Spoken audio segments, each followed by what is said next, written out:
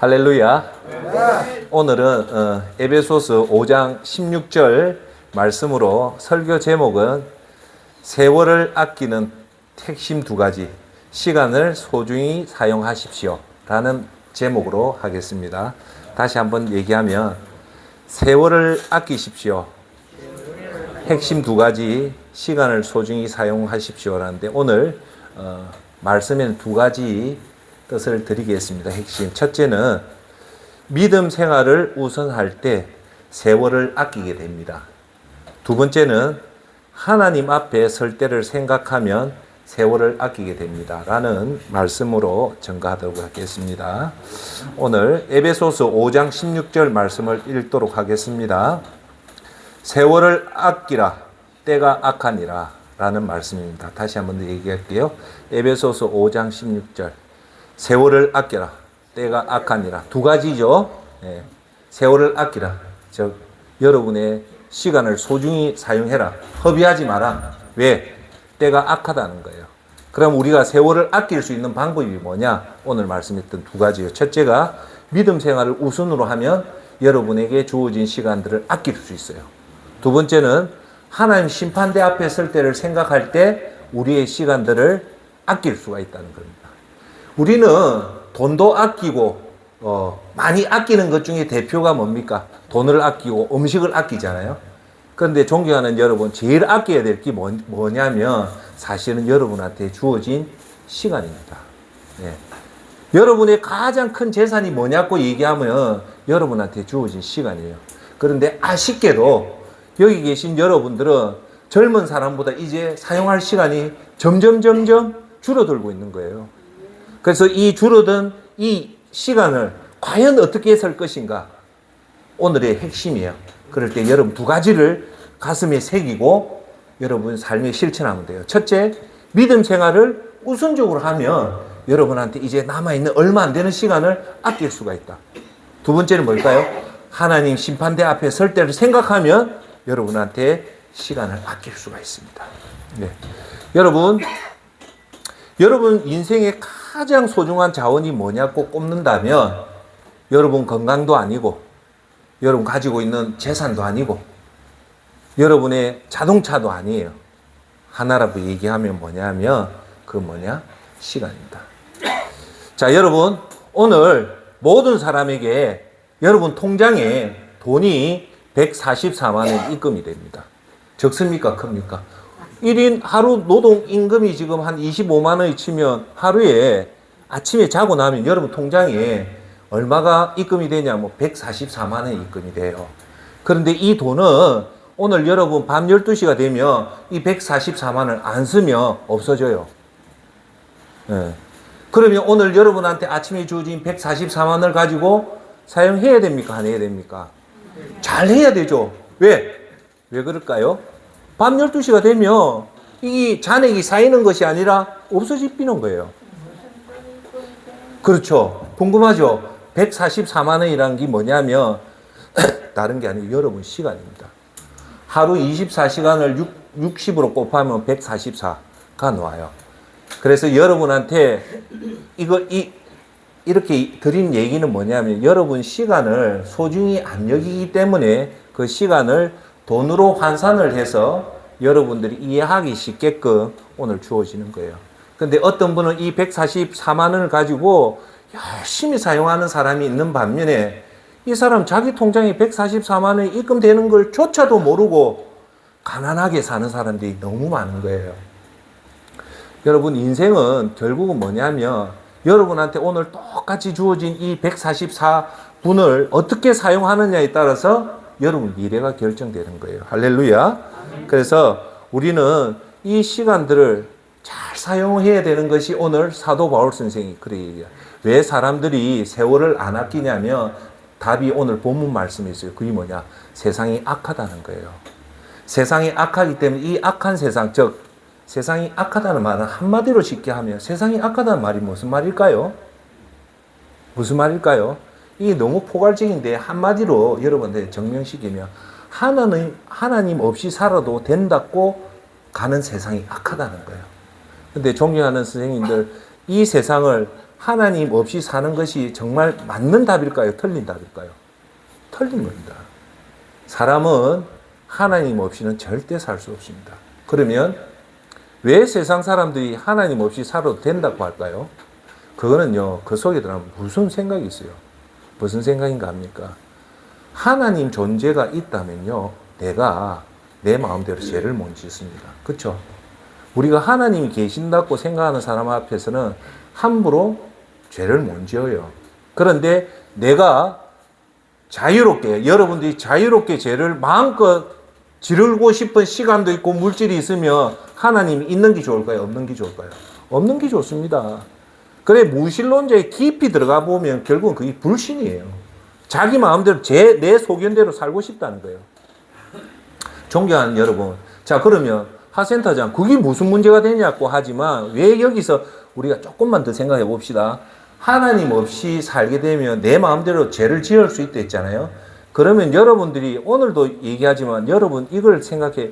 죄는요, 반드시 가해자가 생기고 피해자가 있는 이 두 관계를 생각해야 됩니다. 제가 몇 주 전에 구원에 대해서 조금 심화적으로 깊게 얘기하면서 한 말이 뭡니까? 이거죠. 기억을 한번 더듬도록 얘기할게요. 가해자는 피해자의 아픔을 모르기 때문에 가해자들은 죄를 마음대로 짓는다는 거예요. 제가 그때 이런 말 했죠. 내가 어떤 사람으로 인해서 상처를 입은 그 고통이 클까요? 아니면 여러분 때문에 상처받는 사람이 숫자가 많을까요? 그 질문을 던지는 거예요. 이거죠. 내가 어떤 사람 때문에, 갑돌이 때문에 내가 속이 상해 잠도 못 자면 나는 그 갑돌이가 미울 죽겠지만 사실은 내 때문에 잠 못 자는 사람이 훨씬 많다는 거예요. 그 원인이 어디서 나타나냐면 가해자는 피해자의 아픔을 모르기 때문에 내 마음대로 하는 거예요. 자, 그러면 이 죄가 왜 문제가 되냐면 내 피해자의 아픔을 모른다는 것은 하나님이 지은 이 세계가 질서가 무질서로 바뀌게 되는 겁니다. 할렐루야. 무슨 말인가 알겠죠?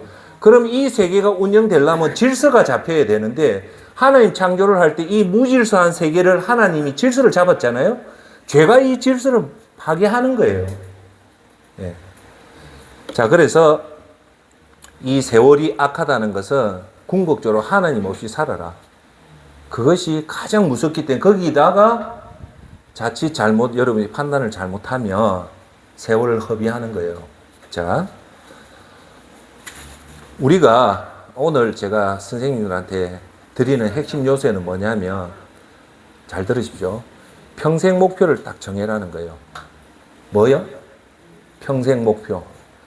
여러분, 연세가 많든 적든 그 사람이 가장 행복한 사람은 뭐냐?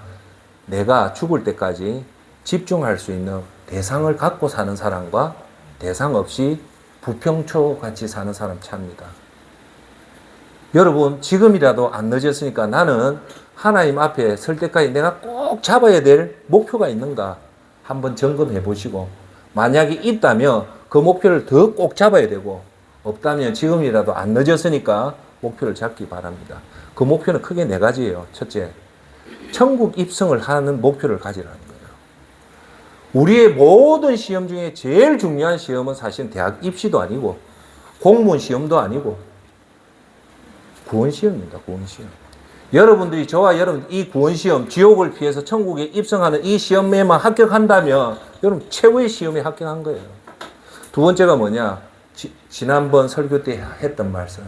항상 하나님 앞에 설 때 나는 어떤 상을 받을 것인가를 생각하고 오늘 가라는 거예요. 세 번째 상이 뭐냐? 오늘도 하나님을 기쁘게 사는 상입니다. 목표. 네 번째, 그렇게 기쁘게 살기 위해서는 뭘 해야 되냐? 하나님께 잘 보이는 삶. 요 네 가지 목표만 딱 가지고 있으면 여러분들 반드시 이 땅을 성공적으로 살고 하나님 앞에 가면 최고의 영광, 여러분 이름을 불러줍니다. 제가 지난주에도 얘기했잖아요. 대통령이 여러분 이름 불러주면 까무라치고 놀라죠. 대통령도 우리의 죄성을 가진 사람이고 그 대통령직도 시간이 지나면 없어져요. 그렇지만 온 우주를 창조하신 예수님이 여러분 이름을 불러준다는 그 영광만치 큰 게 없겠죠. 그거는요, 여러분 이 땅에 살 때 이 네 가지 목표를 딱 가지고 살면 이 악한 세상에도 세월을 아낄 수 있습니다. 할렐루야. 그런데 오늘 이 세상에서 좀 목표를 잘못 잡아서 인생을 허비하는 사람이 있어요.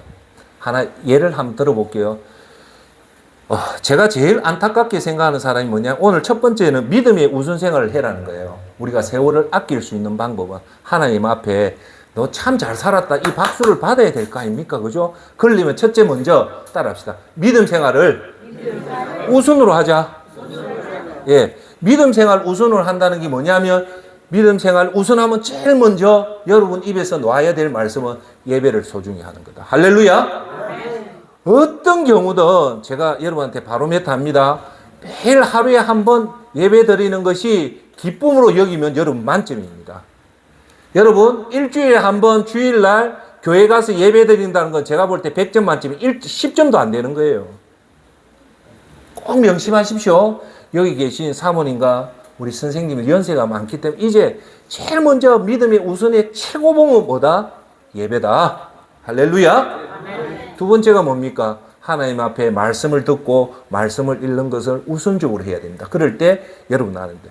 그러면 우리가 예배 속에서 하나님의 말씀을 듣고 하는 이유는 뭐냐면 세 번째 뭘까요? 따라합시다. 기도 생활. 네. 자, 여기서 우리가 대체적으로 기도를 하면 나의 필요에 대해서 기도를 많이 하거든요. 그게 나쁘다는 게 아니에요. 하나님, 내가 몸이 아프니까 내 건강을 지켜주십시오. 이번에 내 자식이 지금 어떤 시험을 치니까 어떤 사업을 하니까 그걸 도와주십시오. 그건 나쁜 게 아니에요. 그렇지만 여러분 잘 들으십시오. 내 백성이 여러분들 인생을 성공하려면 하나님 백성의 하나님 아는 지식이 성경에 놓은 지식을 정확하게 알아야 됩니다. 기도는요, 내 뜻을 이루는 것이 아니라 하나님 뜻을 이루기 위해서 하는 것이 기도입니다. 할렐루야. 우선순위를 아셔야 된다는 게 우리가 기도하는 목적은 하나님 뜻을 이루기 위해서는 기도 말고는 그걸 할 수 있는 방법이 없어요. 그래서 우리가 주기도문하면 뭘 합니까? 하늘에 계신 우리 아버지야, 하늘의 뜻이 이루어진 것 같이 땅에서도 이루어지게 하소서라고 제일 먼저 주기도문에 놓는 것이 뭐냐? 기도를 통해서 하나님 뜻이 이 땅에 이루어지는 것이 기도의 목표다. 아시겠죠? 그리고 나서 나의 필요를 간구해도 얼마든지 좋아요. 그러니까 우선순위를 아는 것이 믿음의 우동생이다. 네, 그래서 우리가 믿음 생활을 우선한다는 것은 뭐다? 첫째 예배, 두 번째 하나님 말씀, 세 번째 기도입니다. 자, 여기서 하나만 더 얘기할게요. 혹시 여러분들이 책을 많이 읽고 여러분 연세가 들면 제일 아름다운 모습이 뭐냐? 공부하는 삶이에요. 배움의 삶입니다. 우리는 대학 입시에 대한 이 배움이라죠. 배움은요, 평생 학습이에요. 그만치 이 배움이 넓어요. 자, 그런데 여러분 연세가 들면 배움을 해야 되는데 그 배움 중에 가장 중요한 배움은 성경의 말씀을 배우는 거예요. 할렐루야. 그래서 제가 꼭 여러분한테 강구하는 거는 개역 개정 성경은 어려워요. 쉽게 말해서 스토리가 나오는 창세기나 뭐 전쟁 얘기는 개역 개정 성경으로 읽기 쉬운데 우리 성경이 말하는 복음의 핵심 이런 교리 부분들, 출애굽기, 레위기, 로마서, 고린도전서, 에베소서, 빌레몬서, 골로새서 이런 것들은 개역 개정으로 읽으면 못 읽습니다. 왜? 저도 못 읽어요. 그걸 이해할 수 있게 읽을 수 제일 좋은 방법은 쉬운 성경으로 읽으면 돼요. 안 어려워요. 그래서 여러분들이 제가 얘기를 드릴게요. 우리나라에서 제가 실명을 공유할게요. 우리나라 가장 유명한 그 각선임 목사님이 지적으로는 제일이에요. 너무너무 프린스턴, 미국의 프린스턴 신학교 출신인데 아주 지적인 능력이 대단해요. 그래서 한때 고소용 내각이라 했잖아요. 이명박 대통령이 되었을 때 그때 고소용 내각이 뭐냐? 소망교회 고려대 출신, 영남대 출신을 고소용 내각이라 했어요. 그 소망교회에 국회의원이 56명이 나오고 장성이 24명이 나오고 우리나라의 초에리트들이 모인 교회가 그 소망교회예요. 그 소망교회 당회장 목사가 누구냐면 곽선희 목사입니다. 그 우리나라의 가장 이성적인 설교를 제일 잘하는 분이 곽선희 목사예요. 그런데 제가 선생님한테 드리려고 하는 말씀은 뭐냐면 곽선희 목사님의 삼촌이 있었어요. 곽선희 목사님 이북분이거든요. 그 삼촌분이 그 시대 때 아주 똑똑한 인텔이었대요.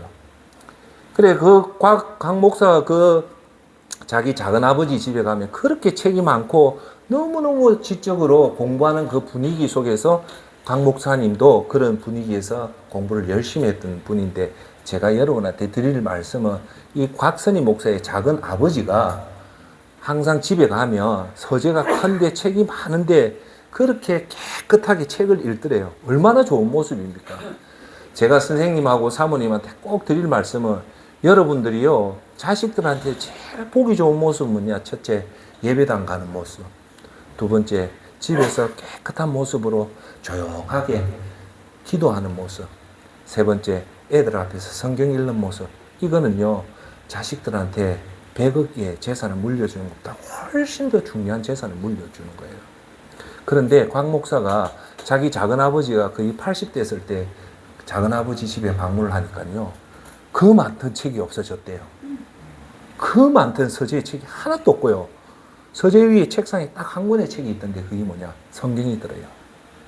제가 그 얘기를 듣고 그 한 20년 전에 참 큰 감동을 받았는데, 그 곽선희 목사님의 작은아버지가 하시는 말씀이, 선이야, 내가 이제 70이 넘고 나니까 세상 지식은 아무 소용이 없더라. 마지막에 남는 건 하나님 이 성경밖에 없더라.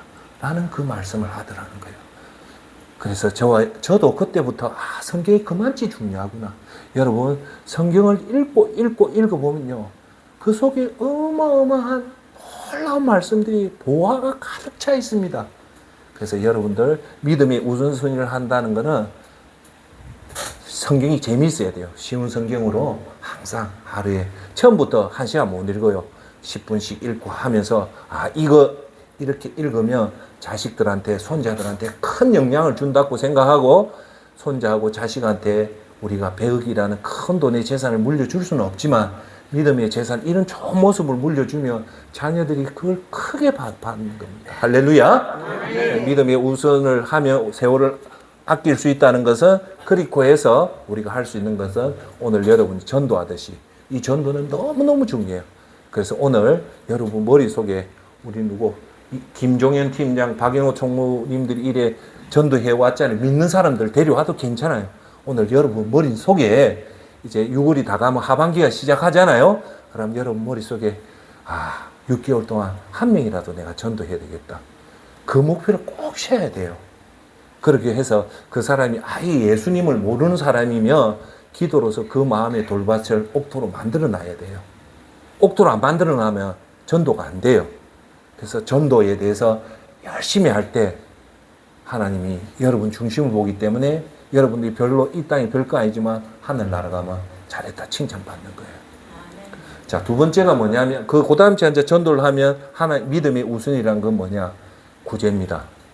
구제는 내가 거듭 말합니다. 액수가 중요한 것이 아니다. 마음이 중요하다. 지금 환자들이 너무 많거든요. 아파서 고통하는 사람들을 위해서 손잡아주고 기도해 주는 것도 구제고, 이혼을 해서 마음의 상처를 받은 그런 사람들을 위해 기도해 주고, 경제적으로 어려운 노숙자를 위해서 헌금하고. 제가 깜짝 놀라잖아요. 여러분 예배 마치고 가면 누구도 모르게 여기에 헌금을 해놔요. 누굴 위해서? 노숙자를 위해서. 그 헌금 액수가 중요한 게 아니에요. 그 마음을, 그럴 때 제가 속으로 이분은 정말 천국에 가면 있다. 노상욱 팀장이 그때 돌아가신 분 성함이 누구죠? 예? 예? 용기. 뭐 용기입니까? 김용기 쌤 아닙니까? 김용기 쌤. 김용기 쌤 돌아가셨거든요. 그분이 우리 예수전도센터 창선 멤버입니다. 우리 논 팀장님하고. 그 용기 선생님이 겉으로 보면 아주 강직하거든요. 아주 강직해요. 참 열심히 사는데, 그분이 돌아가시기 전에 뭘 큰일 했는가 합니까? 어느 날 갑자기 여기 봉투를 하나 낸 거예요. 여러분도 알다시피 우리 예수전도의 불문율, 헌금하는 소리 절대 안 하잖아요. 난 거예요. 그러면서 슬쩍 웃으면 지금도 눈에 선해요. 그 어르신이, 한 번도 안 웃는 어르신이 씩 웃으면서, 센터장 이거 5만 원은 여기 있는 어르신한테 주고 10만 원은 센터장 알아서요. 그 얘기 아직도 귀에서 납니다. 보니까 우리 예수전도에서 최고의 기록이 나온 거예요. 15만 원을 낸 거예요. 15만 원요. 적다면 적은 돈이지만 우리 예수전도센터 제일 큽니다. 제 눈에는요. 150억 같이 보이십니다. 그래서 그 돈을 보니까요. 꼬깃꼬깃한 돈이에요. 다 모았던 돈이에요. 너무너무 내가 감동을 받았는데 우리 용기쌤 이제 천국에 갔는지 안 갔는지 제가 말은 못 하잖아요. 그죠? 근데 아마 천국 가면 하나님 큰 상을 줄 겁니다. 여러분 이제 선생님들은 우리 쟤보다는 빨리 갈 거 아닙니까? 이제 하나님 앞에 설 때를 생각해서 정말 그 액수에 신경 쓰지 말고 어디에 돈 좋으니까 예수전도센터 하라는 소리가 아니고 여러분 주위에 어려운 사람이 반드시 있습니다. 그 사람한테 돈 봉투 하나 주든지 10kg 살 하나 주면서 김씨 용기 잃지 말고 힘내세요 하면 그분이 얼마나 하냐. 그것이 곧 예수님한테 행거라고 하거든요. 그렇게 여러분들이 그런 구주의 사명을 감당할 때 여러분 세월을 아끼는 겁니다. 할렐루야. 그렇게 해서 여러분들이 꼭 명심하고 가시길 바랍니다. 여기서 우리 누가복음 16장 19절에 여러분 잘 아시는 부자와 나사로의 얘기가 누가복음 16장 19절부터 나와요. 여기 이 노는 부자를 보면 세월을 아껴야 될 이유가 여기에 나옵니다. 부자는 결론적으로 얘기하면 자기는 세월을 아끼지를 못했어요. 즉 무슨 말입니까? 자기 인생을 허비했다는 거예요. 그래서 이 내용이 이거죠.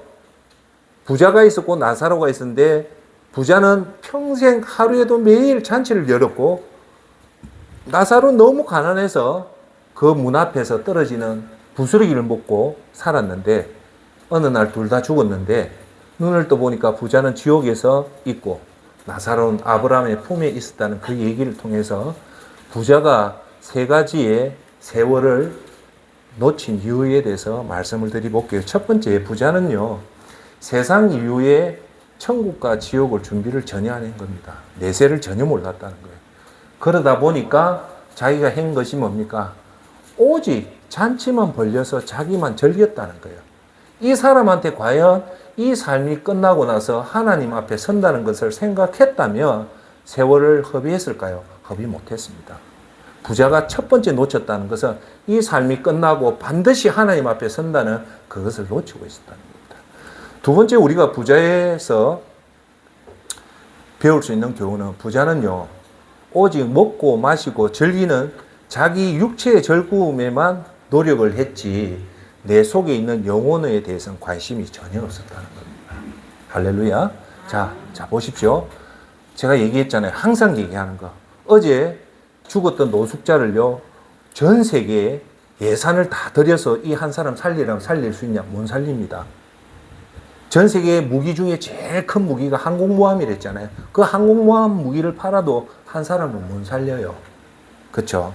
자, 그런데 이 어제 죽었던 이 노숙자의 가치가 이만치 큰데 이해하죠? 이 노숙자 한 사람이 죽고 나서 그 사람이 죽었다면 그 육체를 우리는 시체라 하잖아요. 시체는 영혼이 빠져나갔다. 그러면 시체의 가격은 얼마가 되냐면 10,000원도 안 돼요. 자, 여기서 우리가 배울 수 있는 것은 우리가 지금 이 육체가 어마어마하게 귀하다는 것은 더 깊게 들어가 보면 우리 속에 있는 영혼이 귀하다는 거예요. 자, 그러면 이 부자는 우리 속에 있는 이 영혼을 속 사람을 강건하기 위해서 하나님 앞에 예배와 말씀과 이런 것에 속 사람을 강건하게 못했다는 거예요. 오직 뭐만 집중했다? 자기 육신을 즐기는 것에만 집중하다 보니까 세월을 놓쳐버린 거예요.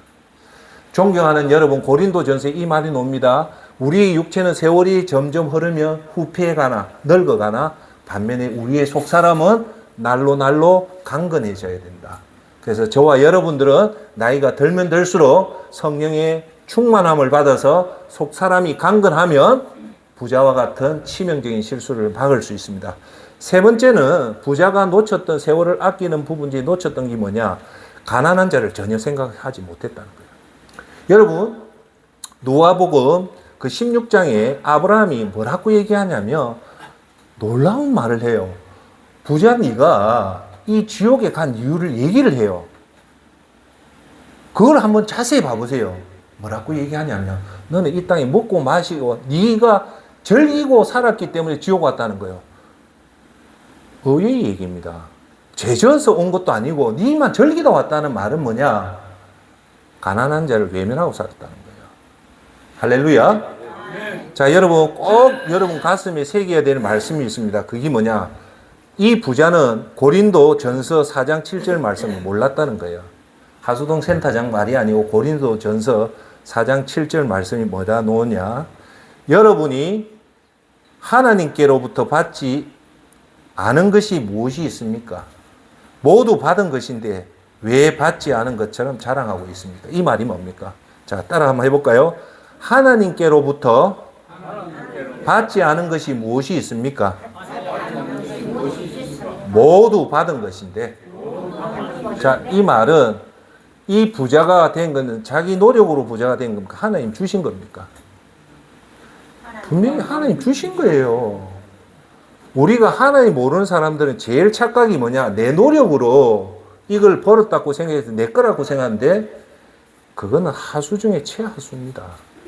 진짜 돈 크게 번 사람들이 진짜 본리에 들어가면 그분들이 딱 하는 말이 있어요. 겸손해요. 운이 좋았다고 하는 거예요. 그래서 일본에 우리나라의 경영의 신이라면 삼성그룹의 이병철 회장을 꼽고요. 일본에서는 경영을 제일 잘했다는 사람이 누구냐? 마쓰시다 고노스케를 꼽습니다. 마쓰시다 전기에. 그 사람이요. 삼성이 이병철 회장이 삼성을 키울 때 전략이 있었고, 마쓰시다 고노스케가요. 마쓰시다 전기를 세계적인 굴지의 기업으로 이룩했던 원인 중에 하나가 뭐냐면 이 사람이요. 직원들 면접을 할 때 요 질문을 했답니다. 당신은 지금까지 살아오면서 운이 있었냐 없었냐 물어봤대요. 그러면 나는 살면서 운이 참 좋았던 사람이라고 한 사람을 이 고노스케는 꼭 채용을 했대요. 그런데 이 사람의 예상이 그대로 적중돼서 이 운이 좋았다라고 한 사람들이 결국 이 마쓰다 전기를 세계적인 전기회사를 키웁니다. 여러분, 운이 좋았다는 말은 무슨 뜻일까요? 내가 한 게 아니라는 뜻이에요. 맞죠? 네? 운이 좋았다는 말은 내 힘으로 된 게 아니고 누군가 도와줬다는 거예요.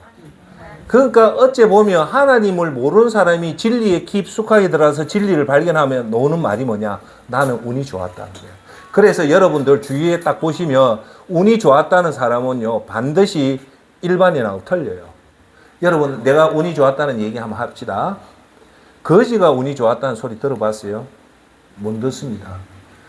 죄를 많이 짓는 사람이 그 입에서 운이 좋았다는 소리 절대 안 나와요. 운이 좋아하려면요, 첫째 기본적으로 착한 일을 많이 해야 됩니다. 그리고 두 번째 전심전력으로 살아야 돼요. 그리고 나서 하늘에서 내리는 것이 운입니다. 그래서 운이 절대 쉬운 게 아니에요. 노력보다 더 힘든 것이 운이에요. 자, 운이라는 말은 오늘 성경의 말씀으로 하면 하나님이 줬다는 거예요. 이 부자가 혹시 여러분 재능이 있다든지 아니면 여러분들이 재산이 많다든지 그것이 자신한테 한번 물어보세요. 이게 내가 잘했다면 여러분 그건 잘못된 거예요. 이것은 하나님이 은혜로 주신 거라고 하면 돼요. 여기서 하나만 더 얘기할게요. 그러면 why? 왜 하나님 여러분한테 은혜를 주서 건강에 복을 주고 물질에 복을 주고 똑똑함에 복을 줬을까요? 그것은 다른 사람을 섬기라고 준 선물입니다. 할렐루야. 아시겠어요? 물질이 많으면 그 물질을 통해서 가난한 자를 돕고 그렇게 할 때 하나님 더 크고 넘치는 복을 주는데 그것을 모르고 내 거로 쓰면 이런 부자와 같은 최악의 상태가 된단 말입니다. 부자는요, 이 세상에서 최고 멋진 삶을 살았어요. 왜? 매일마다 잔치를 했다는 것은 제가 볼 때 한 3천억 이상의 재산을 가졌지만 이 사람이 누리고 즐긴 거는 고작 한 20년도 안 돼요. 그런데 지금 어디 있습니까? 지옥불에 있죠. 여러분, 우리는 지금이 중요한 것이 아니라 미래가 좋아야 됩니다. 할렐루야. 네. 자, 그래서 우리가 첫 번째 세월을 아끼는 비결은 시간이 소중한데 제일 우선으로 뭐부터 해라? 믿음 생활을 먼저 우선으로 하면 절대 여러분들 시간을 허비하지 않고 세월을 아끼는 방법입니다. 자, 두 번째 우리가 이 악한 세상에 하나님 없이도 너 마음대로 살고 너 즐기고 살아라는 이 악한 세상에서 우리가 시간을 소중히 사용할 수 있는 방법은 두 번째는 하나님 앞에 설 때를 항상 생각하고 살면 세월을 아낄 수가 있습니다. 할렐루야. 여러분, 성경에서는 우리가 사는 이 땅을 본향이라고 안 하고 분명하게 언급을 합니다. 뭐라 하냐? 곧이서 떠날 나그네라 합니다. 우리가 이 땅을 사는 것을 본향이니까 집 짓고 아파트 짓고 평생 살아라고 절대 얘기 안 합니다. 성경은 분명하게 우리 이 인생을 무슨 인생이라느냐 하면 따라합시다. 나그네 인생. 자, 디모데전서 6장 7절에 이런 말이 나옵니다. 우리가 세상에 아무것도 갖고 온 것이 없으니 떠날 때도 아무것도 갖고 갈 수 없다. 이 말은 뭘까요? 제가 항상 여러분한테 강조하는 말이 이 말 아닙니까? 이거죠. 이게 중국에서 조금 차용한 게 뭘까? 공술의 말인데 이거 성경 말씀이에요. 여러분, 모든 세상의 지혜는요, 불교의 경제, 그걸 내가 무시하는, 모든 경제는요, 사실은 깊게 들어가면 다 성경에서 나오는 말이에요. 성경에 없는 말이 아니에요. 우리가 떠날 때, 죽을 때 세상에 아무것도 가지고 온 것이 없으니까 갈 때 가지고 갈 수 없다는 말은 여기 또 중요한 진리가 있는데 여러분 한 번 더 새기십시오. 이 땅에서 여러분들이 노력해서 얻은 게 만약에 순수하게 여러분이 얻은 거면 천국에 가져갈 수 있습니다. 맞잖아요. 그게 맞잖아요. 그런데 여러분이 이 땅에 있는 것을 천국에 못 가져간다는 말은 쉽게 말해서 여러분 게 아니기 때문에 그냥 두고 가라는 거예요. 할렐루야. 그러면 제가 지난주에도 얘기했잖아요. 우리가 가지고 있는 재산을 미리 천국에 택배로 보낼 수 있다고 했잖아요. 보낼 수 있습니까? 없습니까? 있습니다. 어떻게? 가난한 자를 돕고 절대 내가 드러나지 않게 하면 하늘의 상급을 보낼 수 있다. 그게 바로 지혜라는 거. 그걸 꼭 붙잡기를 바랍니다. 할렐루야. 그것이 100억이 아니고 1억이 아니고 1000만 원 안 해도 돼요. 우리 최용기 선생님처럼 그 15만 원 돈이 저도 그렇게 감동을 받았는데 그래서 그걸 뭐라고 합니까? 하나님은 외모로 보지 않고 하나님은 여러분 하는 헌금 액수를 보는 것이 아니라 가부의 두렛돈 여러분 중심을 본다는 거니까 우리한테 희망적인 말이잖아요. 내가 1억을 해도 천국 상급이 하다 우리가 불공평하지만 하나님 그 액수를 안 본다. 왜? 하나님은 온 우주를 창조하시는 분 하나님이 인간이 아무리 좋은 걸 드린다고 하나님이 성에 차겠습니까? 그러니까 제가 한 번 더 얘기할게요. 예배가 여의도 순복음교회 한 번 예배에 10만 명이 와서 그걸 기쁘게 하고 오늘 우리 예수전도센터 20명이 온다고 하나님 안 기뻐? 아니에요. 하나님은 그 액수와 크기를 안 봐요. 뭘 본다고요? 하나님은 중심을 본다. 네, 꼭 명심하시고요. 자, 그래서 오늘 여러분이 나그네라면 여러분 실체가 내 정체가 나그네면 나그네답게 살잖아요. 자, 선생님 제 얼굴 한번 보십시오. 나그네가 좋은 아파트 사고 평생 여기서 묵고 살 것처럼 모든 것을 갖다 엮는 사람은 나그네 삶일까요? 아니면 영원히 이 땅에 살려고 하는 사람입니까? 당연히 영원히 살려는 사람이죠. 나그네는요, 자기의 물건이 적으면 적을수록 나그네 삶은 편합니다. 히브리서 11장 13절부터 16절에 명확하게 얘기합니다. 세상에서는 외국인이며 나그네임을 고백했습니다. 이 세상에서. 이렇게 말하는 사람들은 자신들이 본향을 찾는 사람임을 분명히 보여줍니다. 만일 그들이 떠나온 곳을 생각하고 있었다면 돌아갈 기회가 있었을 것입니다. 그러나 그들은 이제 더 나은 곳을 사모하는데 그것은 하늘에 있는 것입니다. 그러므로 하나님께서도 그들이 하나님이라 불리는 것을 부끄러워하지 않으시고 그들을 위한 한 도시를 예비하셨습니다. 꼭 분명히 나옵니다. 여기 나오는 그 히브리서 11장은 뭐라고 하냐면 믿음장이라고 해요. 아브라함, 노아 모든 사람들이 이 땅을 살 때 뭘로 살았냐면 외국 사람 또는 나그네로 살았다는 거예요. 아브라함이요, 지금으로 하면 엄청난 부를 가진 사람이었지만 그 부로 이 땅을 쓴 게 아니고 그런 아브라함도 항상 자기 본향을 사모했다는 거예요. 할렐루야. 우리의 본향이 어디입니까? 천국이죠. 천국을 항상 생각하면서 우리가 나그네라는 그 정체를 결코 잊지 마십시오.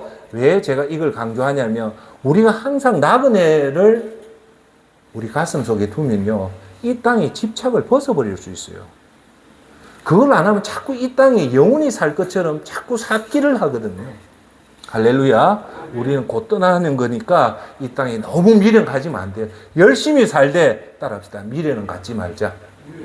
하나님이 부르면 훌훌 털고 천상명 시인이 말했듯이 하나님 저 소풍 잘 다녀왔습니다라는 그런 고백을 하는 여러분이 되길 바랍니다.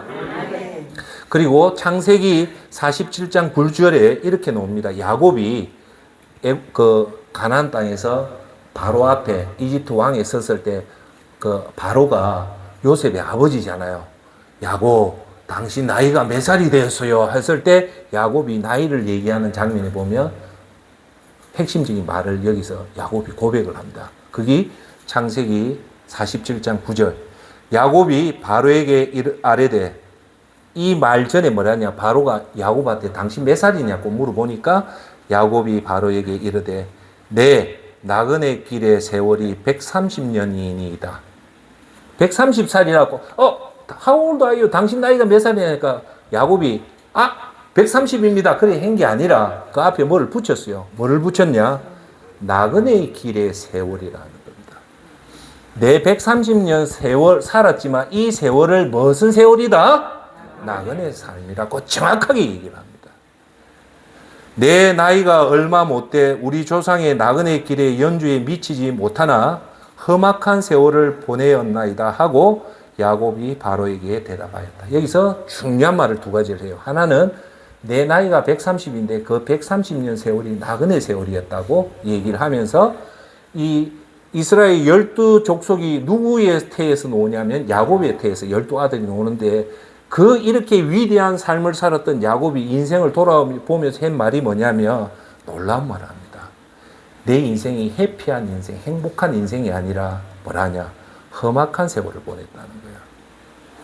지난번에도 얘기했죠. 모세가 우리의 연수는 70이요, 강건하면 80이요, 수고와 슬픔밖에 없으니 빠르게 지나간다고 할 때 모세도 이 인생을 뭐라고 얘기합니까? 수고와 슬픔입니다.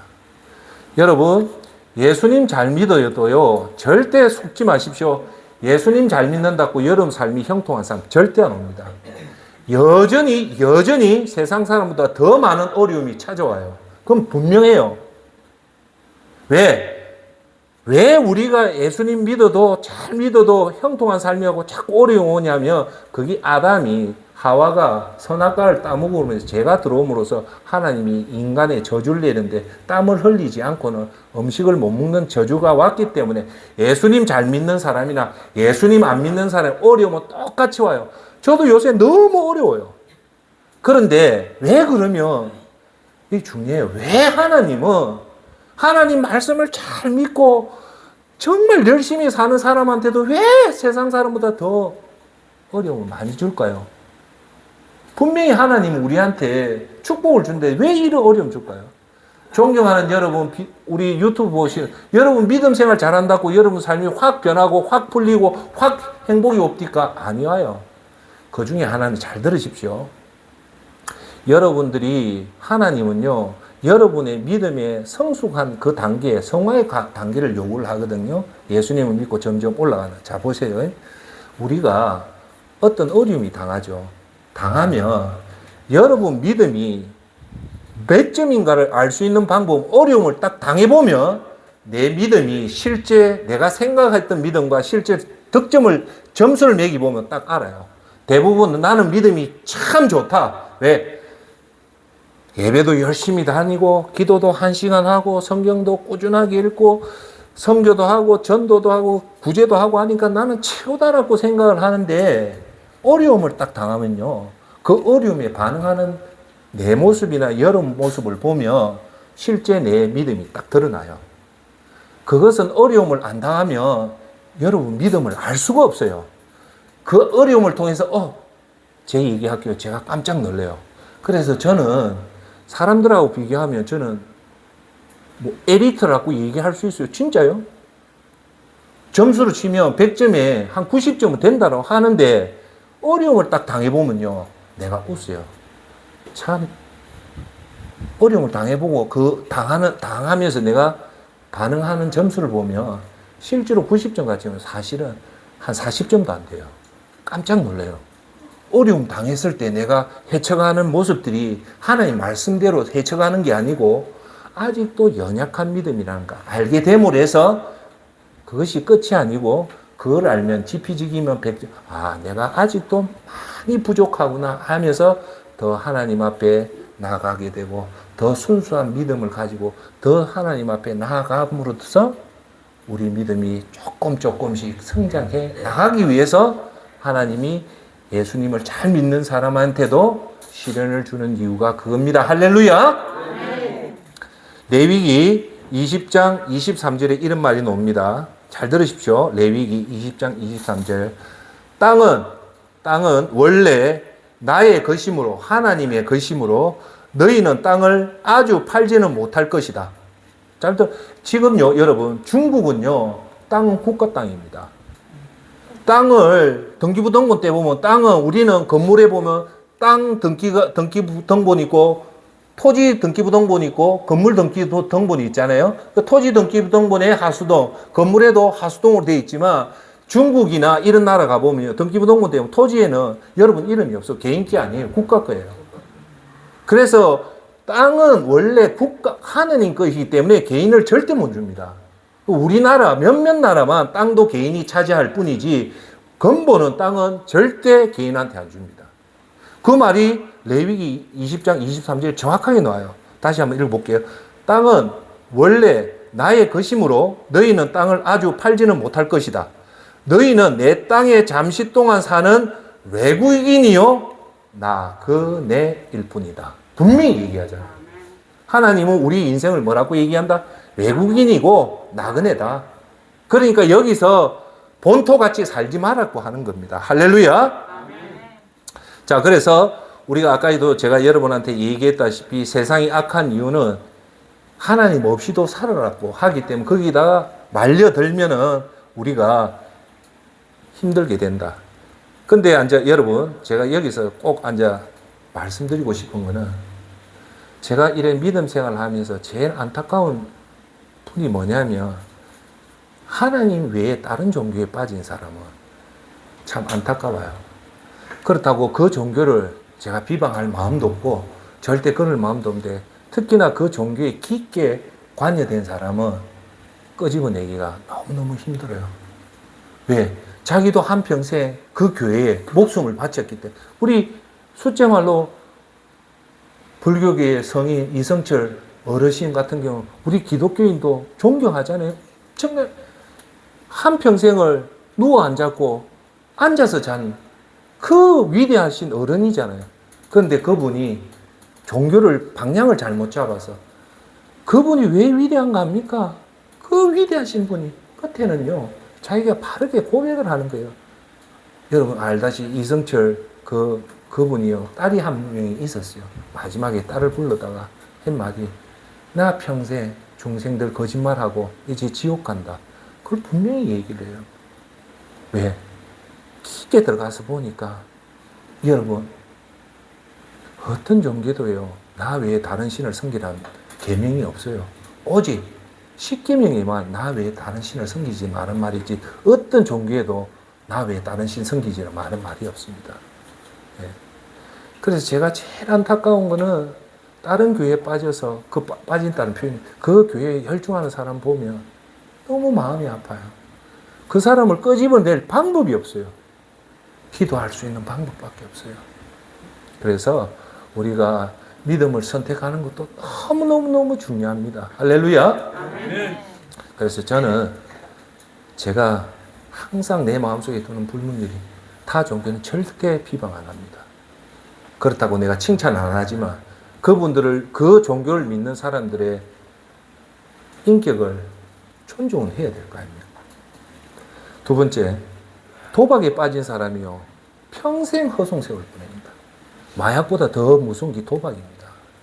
세 번째, 너무 건강에 치중하는 사람, 너무 성령에 치중하는 것에 집중하다 보면 세월을 다 놓칩니다. 여러분, 결국 우리가 제가 이제 결론을 맺으면 이 세상이 악한데 이 세상은 하나님 없이 좋은 대학 나와서 좋은 데 취직해서 애 공부 잘 시키고 32평 아파트 45평을 짓고 60평 가고 벤츠 클래스 타고 좋은 명품 옷 입고 그렇게 살면 행복하다라고 하는 게 이 세상의 방식입니다. 그런데 제가 거듭 말씀했대. 이렇게 최고로 살아본 사람이 솔로몬이잖아요. 솔로몬이 그렇게 살고 내린 결론이 전도서에 있잖아요. 전도서가 그렇게 부귀공명해. 여러분 꼭 명심하십시오. 내 자신을 위해서 자기 집착해서 살면 그 결과는 전도서 1장 2절에 분명히 말합니다. 전도자가 말합니다. 허무하다. 정말 허무하다. 모든 것이 허무하다. 나를 위해서 하나님 없이 산 사람의 모든 공통적인 결론은 이 얘기입니다. 여러분, 우리 다 잘 아시잖아요. 우리 어릴 때 그 추운 겨울날 밖에 나가서 구슬 취하고 딱지치기 하다 보면 오후 5시쯤 돼 해가 뉘어질 때 각 집에 엄마들이 나와요. 개똥아, 수동아, 밥 됐다, 밥 먹으러 온나? 그러면 하다가 다 들고 기분 좋게 집에 가서 밥을 먹습니다. 그런데 그 해지는 노을에 다 사람들 자기 부르는데 자기 이름을 안 부르는 사람이 있다면 그게 얼마나 외롭습니까? 여러분 잘 기억하십시오. 예수님을 잘 믿고 산 사람은 이제 인생 황혼역에 들었으면 하나님이 여러분을 부릅니다. 누구야 이제 이 세상 수고했으니 빨리 천국으로 돌아와서 밥 먹으라고 얘기하는데 이제 인생 노을이 뭡니까? 우울하잖아요. 슬프잖아요. 고독하잖아요. 그런데 다른 사람들 다 본향이 천국으로 가는데 나만 이 홀로 석양에 홀로 서 있는 그 비참한 사람이 나를 위해 살고 세상을 위해 사는 사람이 마지막에 결과가 그렇다는 겁니다. 그래서 솔로몬이 12장 13절 14절에 이렇게 얘기합니다. 모든 것의 결론은 이것이다. 하나님을 경외하고 그분의 계명을 지켜라. 이것이 사람의 본분이다. 하나님께서는 선악간의 모든 행위를 그 숨은 일까지도 낱낱이 심판한다고 하는 거예요. 19절에 14절의 말씀을 먼저 읽으세요. 하나님께서는 선악간의 모든 행위 그 숨은 일까지 낱낱이 심판하니 13절 하나님의 경외하고 그분의 계명을 지켜라. 이것이 하나님의 본분이라는 말은 세월을 아끼는 비결이 여기 있다는 겁니다. 할렐루야. 자, 결국은 오늘 세월이 악하니까 세상이 악하니까 세월을 아끼려 때 세월을 아끼는 비결에 대해서 두 가지를 말했습니다. 첫째, 믿음 생활을 우선을 할 때 우리가 세월을 아낄 수가 있습니다. 두 번째, 하나님 앞에 설 때를 생각할 때 세월을 아끼게 됩니다. 하나님 앞에 설 때 이 땅은 나그네 잠시 있다가 떠나는 세상이라고 항상 생각하시고 그거 하나님 심판대를 생각하기를 바라겠습니다. 아멘. 자, 이제 결론 맺을게요. 오늘 사모님 선생님 오늘 눈 뜨면서 여러분이 예수님의 그 십자가 구원에 오늘 여러분 얼마나 감사했습니까? 한번 질문 던져볼게요. 아마 아무런 생각이 없었을 거예요. 여러분 아침에 눈 뜨면 제일 먼저 오늘도 예수님의 그 십자가의 그 희생에 의해서 내 죄가 다 도말되고 이제 오늘이라도 하나님 부르면 당당하게 천국 갈 수 있다는 것에 대해서 기쁨을 회복하길 바라겠습니다. 아멘. 두 번째, 오늘 여러분 삶에 하나님을 기쁘게 하기 위해서 하나님 앞에 잘 보이기 위해서 어떤 노력을 했는가 이 두 질문은 꼭 하셔야 됩니다. 오늘도 하루 시작할 때 하나님 구원의 그 감격을 꼭 가슴에 두고 그래서 하나님 앞에 잘 보이고 하나님 앞에 기쁘게 그 하루하루를 살면 여러분 세상에 내세울 건 없지만 예수님 반드시 여러분을 칭찬하는 날이 옵니다. 제가 오늘 예배 전에 선생님한테 말했다시피 이제 10월 말쯤 되면 수능 고사가 칩니다. 고3 선생님들이 이제 초긴장에 들어가서 학생들 한 명 한 명마다 면담을 합니다. 너 오늘 몇 시간 잤어? 어떤 공부를 했어? 그래 물어보죠. 철수가 그래 얘기합니다. 선생님 어제 저는 게임한다고 날 샜습니다 하면 바로 선생님이 때려봅니다. 이놈의 새끼 지금 어떤 시기인데 네가 지금 게임하고 난리야? 그 얘기 안 하겠습니까? 네? 영희야 너 뭐 했냐? 선생님 오늘 3시간밖에 못 잤습니다. 그렇지 힘들지. 그래도 조금만 더 해라. 이제 며칠 안 남았다. 최선을 다하자. 그렇게 선생님 칭찬합니다. 여기 계신 여러분들은요, 고3보다 더 앞에 와 있습니다. 고3 수험생이 3시간, 4시간 자면 합격하고 5시간 자면 떨어진다듯이 여러분들 그런 긴장감이 있습니까? 여러분 수험생이 해야 될 그 오락했다고 뺨때기 맞듯이 여러분들 뺨 맞을 사람 많습니다. 그걸 심각하게 받아들이라는 겁니다. 세상 어디에도 선생님들한테 이렇게 촉구하고 독려하는 곳 아무 데도 없습니다. 오직 하나님 말씀 교회밖에 없어요. 오늘 돌아보십시오. 여러분 수능생보다 더 앞서 있는 연배입니다. 지금 여러분 이빨 벌리고 놀 때가 아니에요. 언제 노냐? 하나님 앞에 가면 놀 때 얼마든지 있습니다. 지금은요, 정신 바짝 차리고 하나님 앞에 예배와 기도와 말씀, 그리고 전도와 구제와 하나님 영광 돌리는 삶에 온통 집중해서 동네에서 소문이 난 겁니다. 발에 저 할매 저 미쳤대. 와요. 저 할매 미쳤다. 날만 떠면 새벽에 한날 같이 가서 교회 나가고 말이야. 자기 있는 살도 어디 갖다 팔고 저 미치는 할맛이 아이가? 그 말이 나오면 여러분 바로 사는 겁니다. 그게 좁은 문이에요. 좁은 문. 지금 웃고 놀 때 아닙니다. 저는 조금 웃고 놀 나이지만 여러분은 그게 아니에요. 그런 심각한 마음을 가지고 세월을 아끼는 저와 여러분이 되기를 예수 그리스도 이름으로 축원합니다. 기도합시다. 사랑의 아버지 하나님, 은혜와 사랑을 감사합니다.